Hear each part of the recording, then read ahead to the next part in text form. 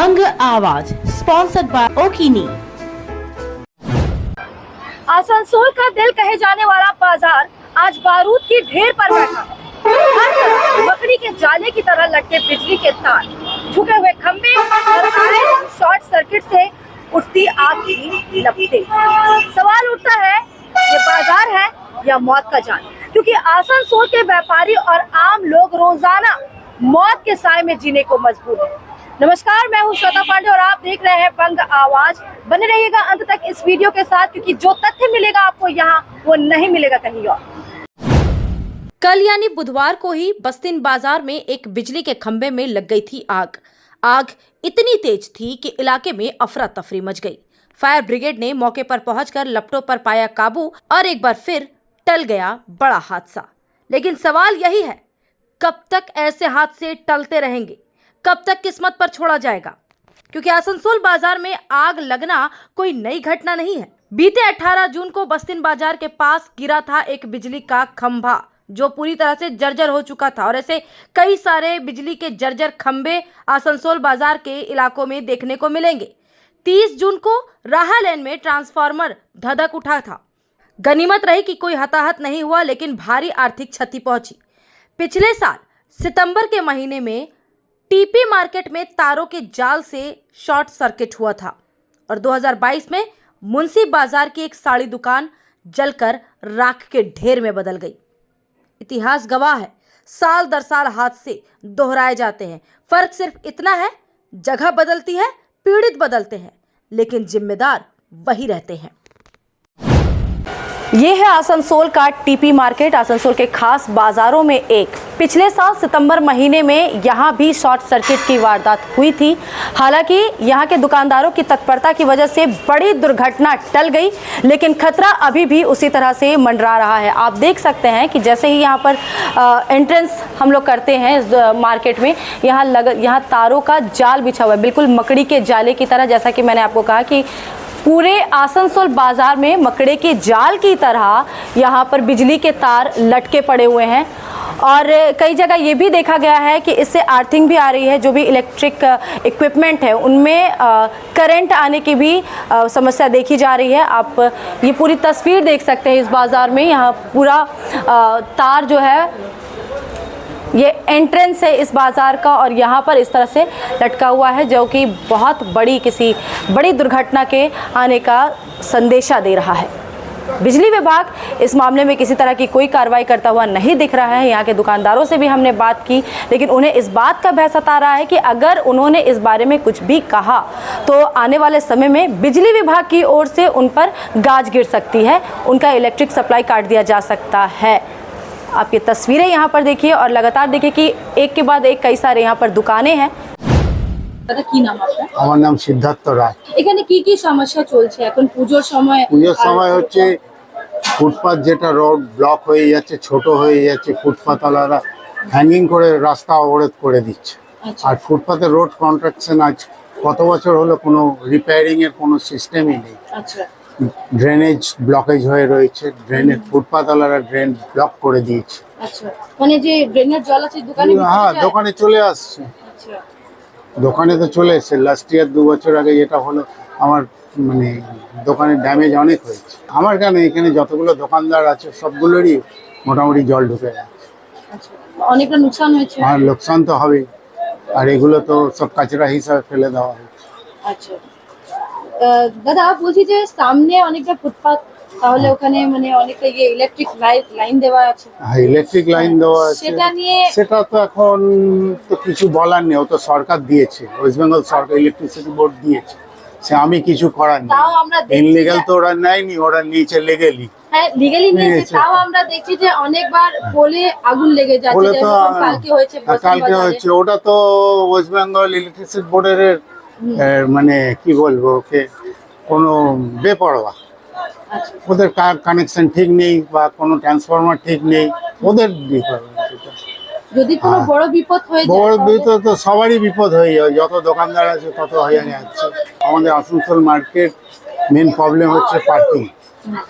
Parking এর কোনো ইয়ে নেই, ব্যবস্থা কোনো নেই।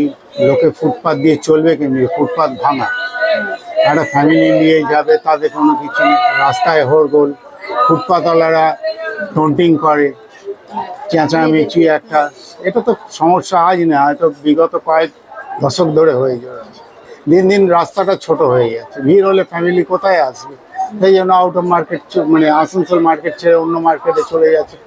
পার্কিং জোন ভালো, যদি একটু বৃষ্টি হয় রাস্তায় জল জমে যাচ্ছে আমাদের ফুটে, তো কি আসবে লোকে? মার্কেটিং করবে, রিল্যাক্স ভাবে মার্কেটিং করবে, এই আছে। इतने हादसों के बावजूद बिजली विभाग और नगर निगम की आंखें क्यों है बंद? क्या अधिकारी इंतजार कर रहे हैं कि एक और अफरोज की जान जाए?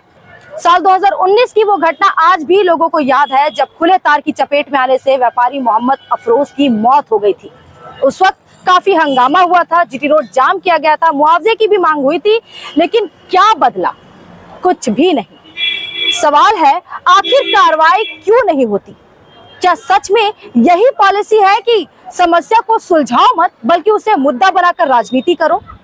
नगर निगम चेयरमैन अमरनाथ चैटर्जी का बयान सुनिए कि वे क्या कह रहे हैं कल की हुई इस घटना पर। ধন্যবাদ জানাই ফায়ার ব্রিগেডের লোক এবং ইলেকট্রিক সাপ্লাই লোক, যাদের ফোন করলে সঙ্গে সঙ্গে চলে আসে।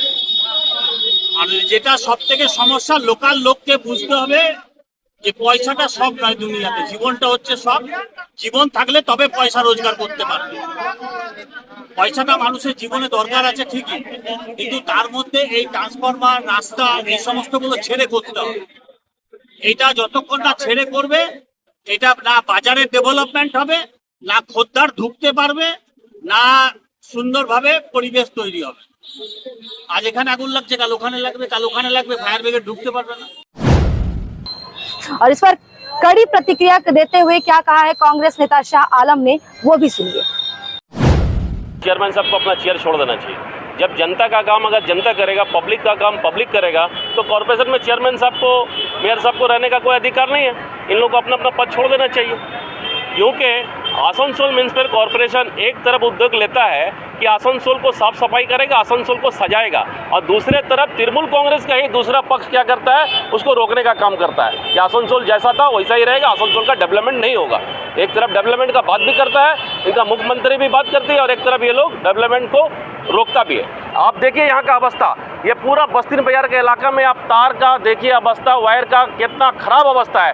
लो हाइट में आप देखिएगा ट्रांसफार्मर है जो एकदम जमीन लेवल पे ट्रांसफार्मर, इसका शिकायत हम लोगों ने बार बार डी साहब को भी दिया है।